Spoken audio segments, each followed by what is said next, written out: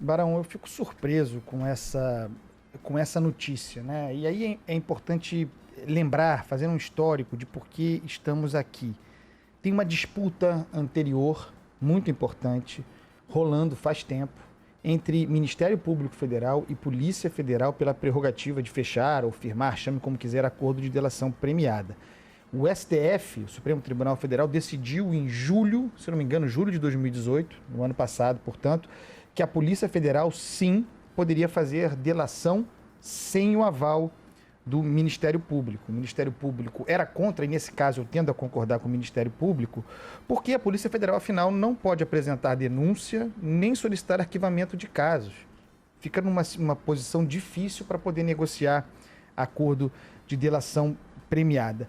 Essa disputa é o que dá o tom para esse acordo que a Polícia Federal, ora, fechou ou negociou, porque o fechamento de fato depende do aval do Judiciário, no caso do ministro Fachin. Essa é a disputa que motiva essa tentativa de delação. E aí eu lembro do caso Antônio Palocci. É muito parecido. O Antônio Palocci, durante anos, negociou ou tentou negociar com o Ministério Público Federal um acordo de delação premiada. E, sejamos bastante sinceros, o Ministério Público exige muito pouco para fechar delações. Daí porque fechou algumas estapafúrdias, como aquela dos Batista, dos irmãos Batista. Há outras, Sérgio Machado, Delcídio do Amaral. No entanto, esse Ministério Público, muito flexível para fechar acordos de delação, não quis fechar o do Antônio Palocci. Durante anos se negociou. E não quis fechar por um motivo simples. Considerou que aquilo que o Palocci apresentava era insuficiente, que fazia delação seletiva, não entregava provas de corroboração suficientes. Agora o caso Cabral, muito parecido. Durante muito tempo, o Cabral está preso desde novembro de 2016. Portanto, nós estamos falando de mais de 3 anos.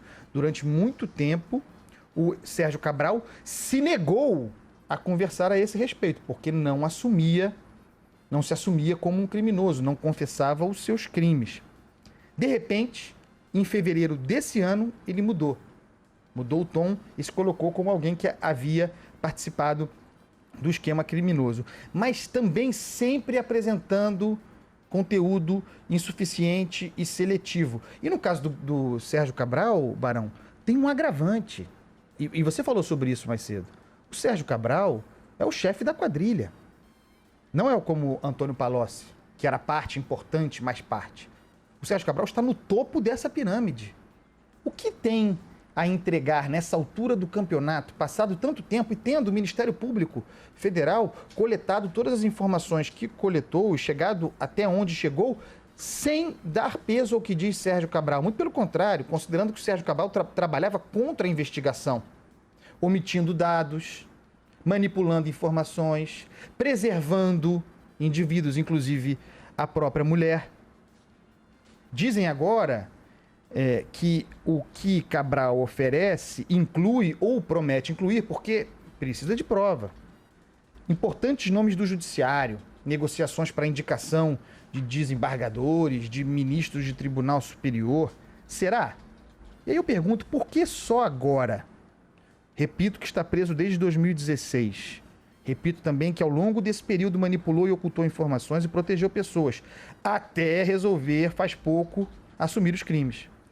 Ele tem 12 condenações contra si, 266 anos de cadeia. Por quanto tempo isso serviu? Eu falei sobre isso, serviu para o Palocci, serve para o Sérgio Cabral. Por quanto tempo alguém pode reformar a própria delação? Oferece um primeiro pacote, quando resolve delatar. No caso, o Ministério Público não aceitou por ser insuficiente. Aí se vai reformando, vai aprimorando, vai ajustando o conteúdo, vai assumindo que mentiu durante todo esse tempo, que omitiu informações durante todo esse tempo, até entregar algo que seja suficiente, segundo quem está recebendo, no caso a Polícia Federal. Quanto tempo alguém pode brincar? Quanto tempo alguém que está enrolado, condenado ou investigado pode, portanto, numa condição difícil? Porque o que é o delator?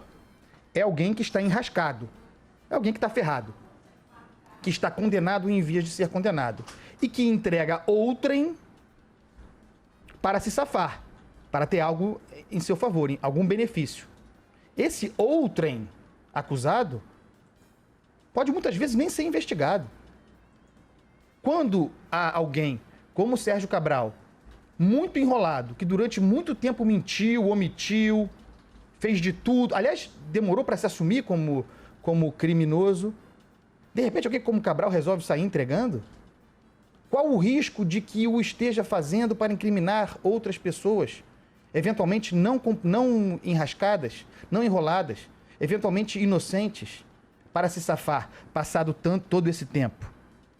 O que significa, depois de 3 anos, alguém se tornar de súbito colaborativo?